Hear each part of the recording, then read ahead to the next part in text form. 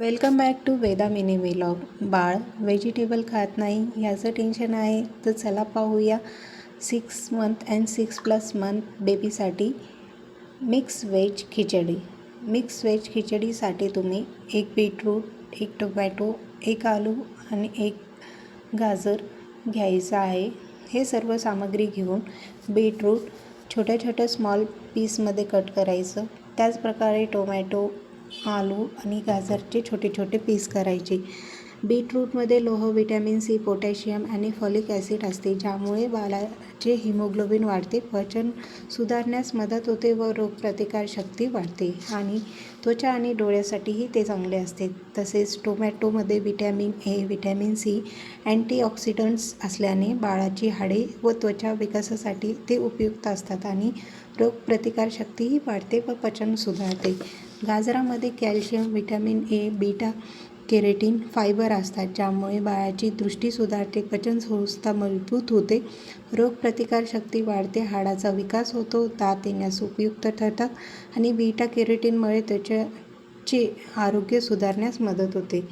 आणि आलूमध्ये पोटॅशियम आणि vitamin C असते, जे बाळाची रोगप्रतिकार क्षमता वाढवते आणि वजन वाढण्यास मदत करते आणि ते पचण्यास हलके पण असते. बाळाच्या विकासासाठी ते फायदेशीर असते. हे सर्व सामग्री स्वच्छ धुवून घेतल्यानंतर राईस आणि डाळ तुम्ही पाहू शकतात, मी ते दोन्ही पण स्वच्छ घेतले.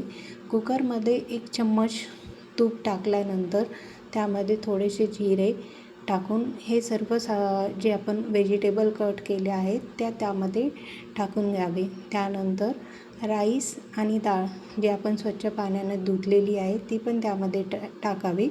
थोडीशी हळद टाकावी. मीठ अवॉइड करावे, कारण 1 इयरच्या बेबीसाठी मीठ हे द्यायचं नसतं.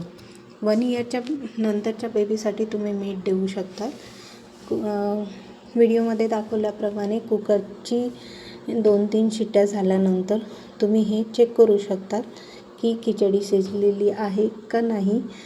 आपण यामध्ये पाणी जास्त प्रमाणात टाकल्यामुळे हे सर्व सामग्री मऊसूर होऊन जाते.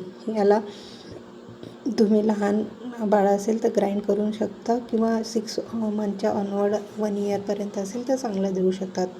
वेदाला तुम्ही पाहू शकता ती किती एक्सायटेड असते या गोष्टी सर्व खाण्यासाठी.